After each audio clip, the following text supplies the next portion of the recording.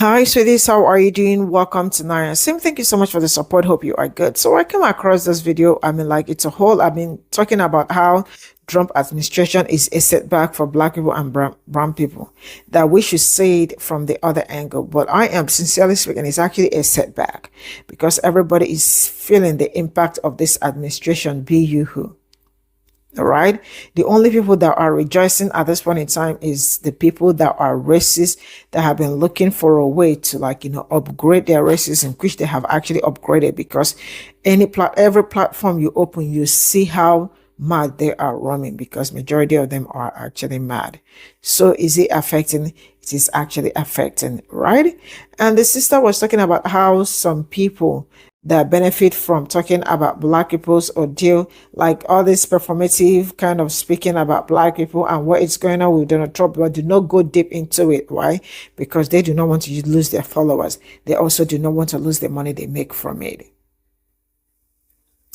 It is only when it comes to black people that I see so many people put up attitude or performance. Yes, a lot of performance.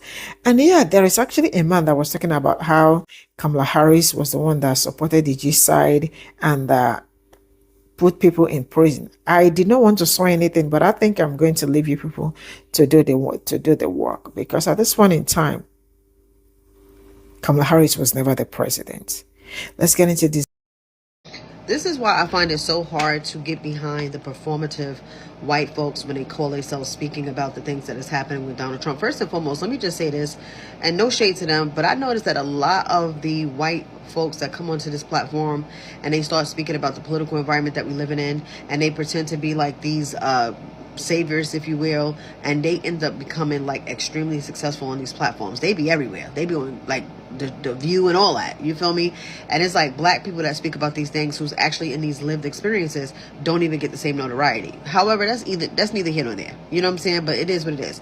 And like I say, it just reminds me of, if you ever been part of like the diversity, equity, inclusion inside your organization, they have like these white women and men leading this diverse equity inclusion thing. But the reality is that they literally on the surface. They're not really getting beyond the surface. They're talking about things that has no real relevance. They're not really making an impact or a difference. And I guess that's by design. And I guess that's why they're there, because, you know, white folks have to always oversee us. Imagine them actually having a diversity, equity, inclusion inside of an organization where black people are actually leading that movement and really being able to make an impact and a difference in that organization. That would never happen, because white folks don't have to learn about the things that they have done and their ancestors has done to us historically. And many of them have white fatigue anyway. You start telling them about it, they're going to start gaslighting and talk about everything that don't have nothing to do with anything.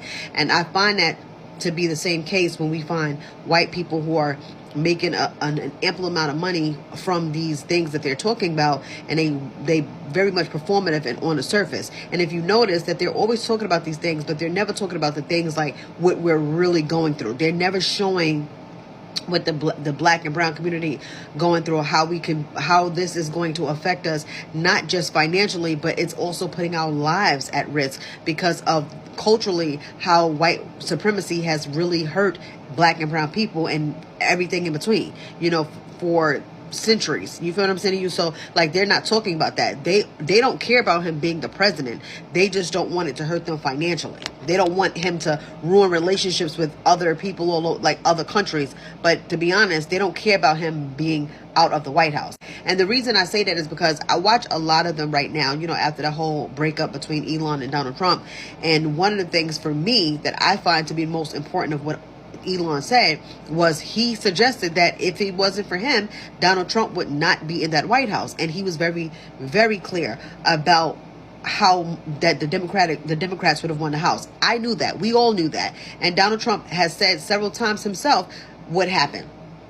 It's just that he knows that there's no one that's going to do any kind of checks and balances, because to be 100% honest, even for them, the Republicans, they wouldn't even have that seat if the votes were recounted and they would really find out exactly what transpired. So that is the only thing that I care about. However, I'm saying those same white folks that be on here every day telling you to subscribe to this and subscribe to that, they're only talking about, to be honest, about, oh, don't let that distract you. No, don't let Elon, what he's saying, distract you, because to be honest, the only thing that they're trying to distract you from is the Epstein files, and that he's an Epstein files, something like that, in order to like downplay that Elon suggested that the election was rigged. Because that's the real reason why they're trying to change the discourse. And when I say that, this is something that is even subconsciously in most white folks, that they just generally like to indoctrinate in order to change the narrative and the trajectory of a situation. Now they're saying things like, oh, don't believe Elon, he's not telling the truth.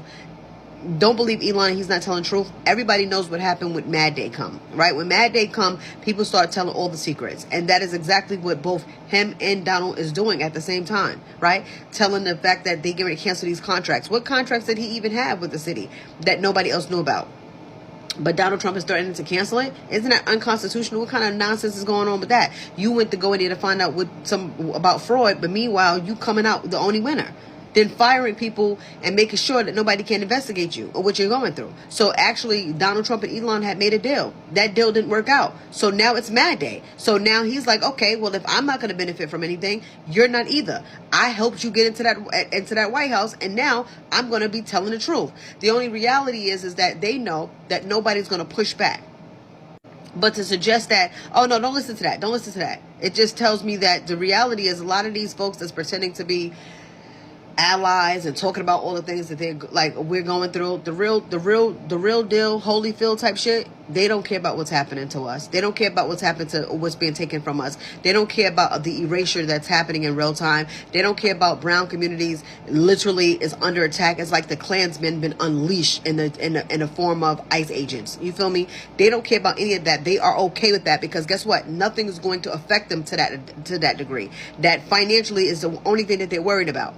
And this is the reason why now they're like, oh no, don't pay attention to that. No. First and foremost, that man has gotten 34 felonies. No one has ever held him accountable. Had they stopped it a long time ago, he would have never even been able to be on that ballot. They never, ever checked his temperature ever. And the reason that they did not do that is because a lot of people, even the most performative white folks, are okay with the things that are happening right now. Don't let them lie to you. Don't let them fool you. Notice now that I've told you that, how many white folks are you going to see that's going to be like, oh, no, that's not it. No, that's not what. Don't worry about that. He lying. He not saying nothing. Because you know why? They're okay with him being the president. They are okay with him being the president. Trust me. Meanwhile, the only thing that's in our mind is that the election was rigged. We want to recount. I'm taking Elon for his word. I don't care what they're talking about. I don't care that he said, oh, I want to call and make up. I don't give a damn about none of that. He only want to call and make up because he don't want those contracts canceled. But if Donald Trump stuck to his guns and be like, I'm not going to call you, leave me alone, don't talk to me, Elon would go through with what he know. And to be 100% honest, if he came out right now and helped us in our democracy and say that he was the reason why Donald Trump was in the White House and tell all of the stuff, all of the truth and everything else, then at that present time, I feel like give him full immunity. Yeah, make him leave the country, but give him full immunity. You know what I'm saying? Like, you got to get something for something. You feel what I'm saying? You're like, if you did it, nobody's going to forgive you. Nobody wants you here. And yes, we do want you to leave, but we appreciate if you could be honest right now. Since you ain't going to benefit from it, why allow him to benefit from it? But you know how many people I've seen come on here and be like, oh, yeah, don't worry about that. They're trying to distract you from the fact that he was in these Epstein files and all that. Nothing is happening to those white people that are sexually assaulting people and doing it. Never has. Hollywood's been like that for years. That shit is still going on. The only ones that happened to and they hold and act like they care is when a black man forget that he's white, he's black first and rich second. Then they're gonna make an example out of you. But the reality is, let's not act like we don't know what happened to the Amanda Bynes.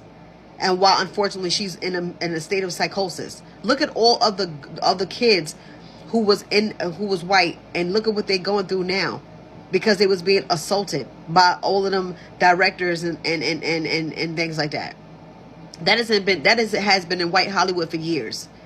Who gives a fuck about that? Those files? I really don't care. Nobody even cared about his 34 felonies. Now you're going to care about those? The only thing that we care about is getting him out of the White House. That's it. That's all. And I'm taking Elon for his word. I don't care about him. I don't like him, but I guarantee you he's not lying. Because Donald Trump said it out of his own mouth. His own senile dementia having ass. He said it himself. That he was losing. And Elon helped him.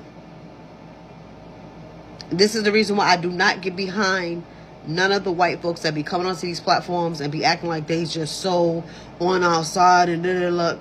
All of it. Performative. Performative. It's given the head of the diversity, equity, inclusion group. That's what it's given.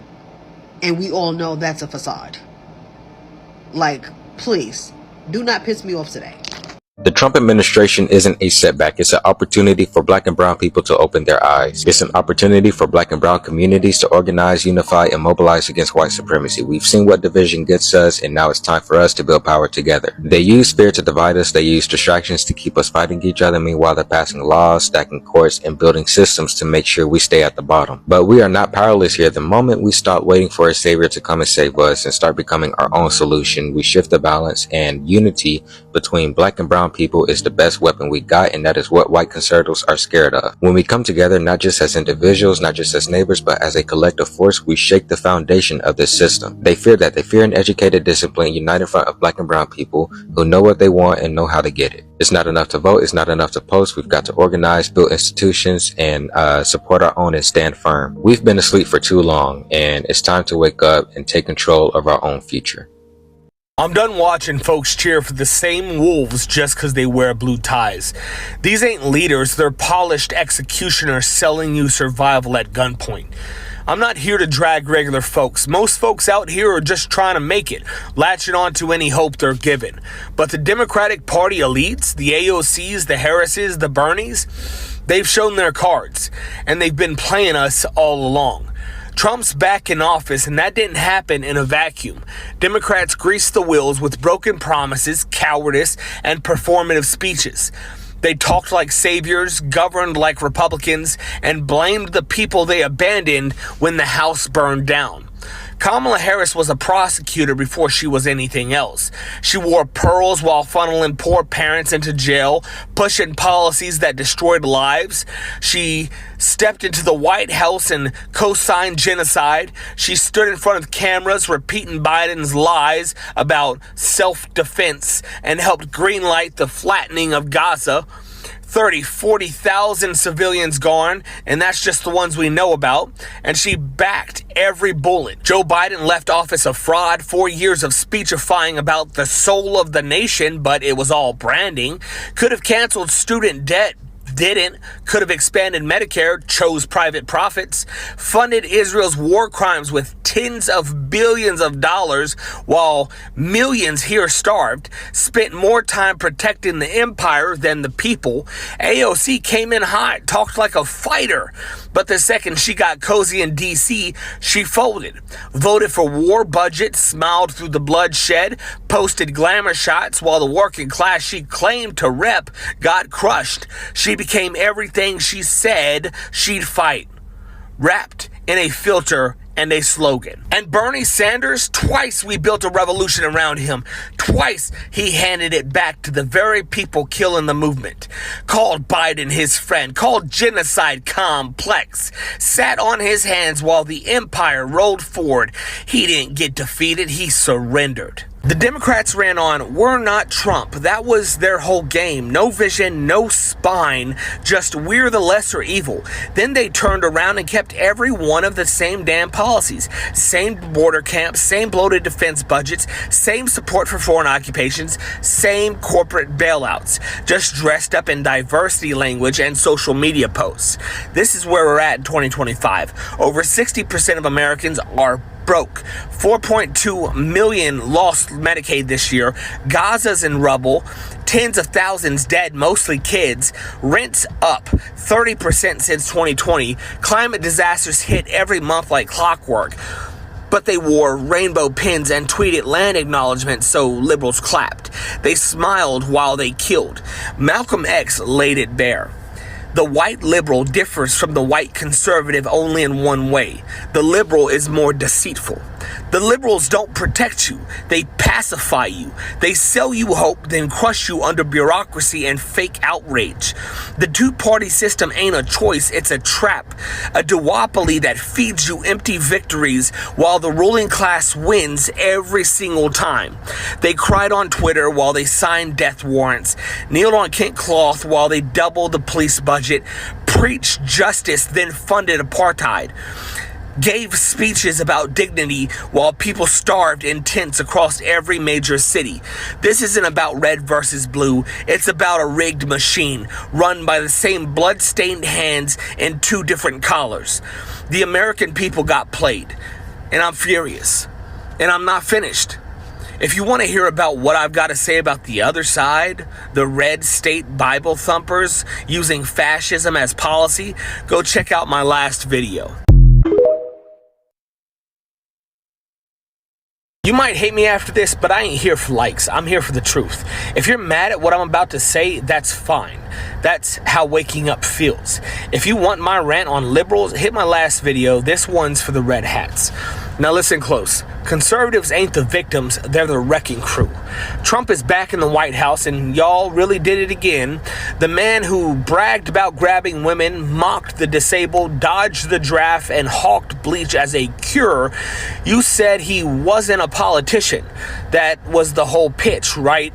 But guess what? Neither is a mob boss, but that don't mean you give him the launch codes. You hated politicians being bought. That's fair, but you just gave the throne to the guy who did the buying. You swapped the puppets for the puppet master. He ain't drained the swamp, he built a fucking golf resort on it. You got conned. The man filled his cabinet with billionaires, handed trillions to Wall Street, then told you it was for the working class. You cheered tax cuts while he gutted your health care. You waved flags while he sold your lungs to big oil. And now in 2025, not even 100 days in, billionaires pay less in taxes than nurses. ICE is fully militarized. Reproductive rights gone, banned in 26 states.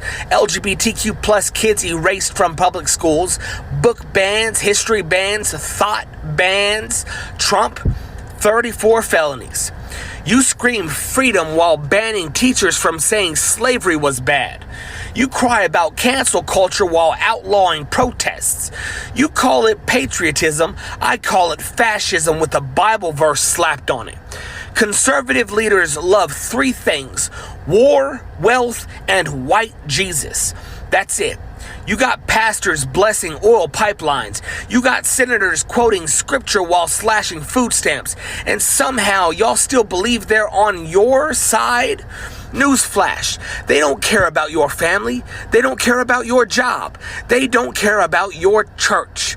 They care about power. And you handed it to them on a blood-stained plate. Let me be real clear. Trump didn't win because he's smart. He won because he tells scared people what they want to hear. He says your problems are caused by poor people, immigrants, women with agency, black folks speaking up, trans kids existed. And while you're busy hating your neighbors, he is robbing you blind. You think he's strong? He ran from every real fight in his life. 5 deferments from NAM. Couldn't even handle a debate without melting down like a toddler. A man can't ride your back unless it's bent. Dr. Martin Luther King Jr. said that. And y'all bent over for this man like he was Moses come down from Mar-a-Lago. It's not just Trump either. It's DeSantis, Abbott, J.D. Vance, Boebert, all of them. Snake oil peddlers in red ties. They tell you freedom and you give them book burnings. They scream family values while their own families fall apart. This ain't conservatism, it is a cult. And while they chant God and country, people die from insulin shortages, soldiers sleep in tents, kids get shot in classrooms, and they don't care. Because they don't have to. They got you too busy punching sideways instead of punching up. The two-party system is a graveyard, and conservatives, they brought the bulldozer. Want to hear me drag liberals too? That was my last video. But if you still think voting red is the solution, you ain't mad enough yet. Keep watching. When people of color say that the system is broken, we mean that it was never built for us in the first place. We're talking about capitalism, we're talking about imperialism, we're talking about racism, and centuries of systemic oppression. From slavery to segregation to mass incarceration, this system that we're in now has always been about keeping black people or people of color down in general, while pretending that everything is fair. But when white conservatives say that the system is rigged or the system sucks, it's not because they're being oppressed. It's because they're feeling the equality creeping in on them. They're not mad at injustice, they're mad that they're not the only ones benefiting from this system anymore. And it's time to stop sugarcoating and call it how it is. A lot of white conservatives do miss Jim Crow. They miss the days when the system openly worked in their favor and kept people of color out of it. Their frustration isn't about oppression or injustice. Their frustration is about losing control, losing power, and the things that we call progress, they see it as a threat. That's why they're pushing Project 2025. It's their plan to take this country backwards. They want to destroy diversity programs, gut civil rights protections,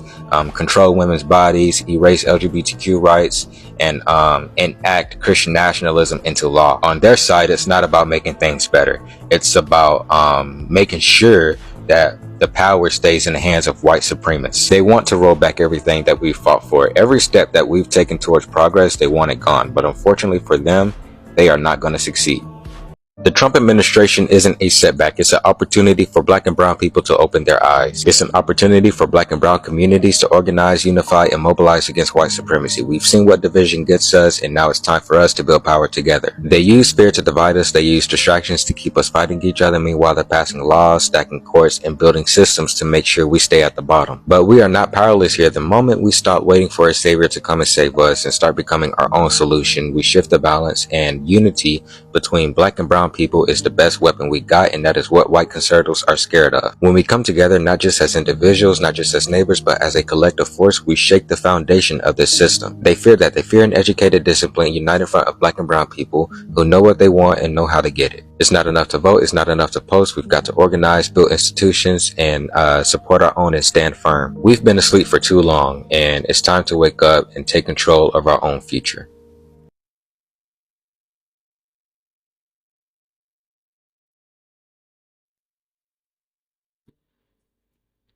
This is all I got from this video, and he was making sense not until I heard that Kamala Harris funded Jay's side and she put some people in. I don't know, but I am just going to leave it at that. I mean, I will let you people do the talking, because at this point, I understand what it's going on. Like, we all can see what has been going on, what it's happening, and all of that, and how bad it is. The fact that people woke up and supported this administration is something that I do not want to wrap my head around it. But is it happening? Absolutely, it happened. And people are seeing the result of what they voted for. It is very sad. When I say it is very sad, it is very sad. And the fact that a lot of these people are still out there on the street, sharing up and being really very rare to disease towards people that look like me and other people, it's something I do not understand.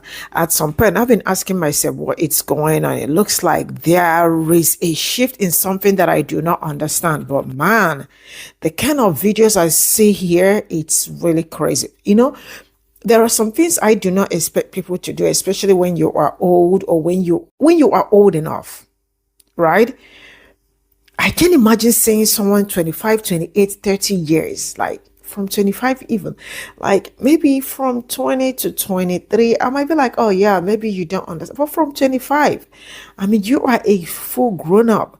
But seeing old white men come out on the internet, do some certain kind of things, say some certain kind of things, tells you how morally bankrupt they are, because the things I've been saying so far, it's really out of order, no lies. But yeah, this is what they voted for. And to be sincere, I am not sure there is something that I am expecting or I expected from this. If maybe like, do I expect more from them?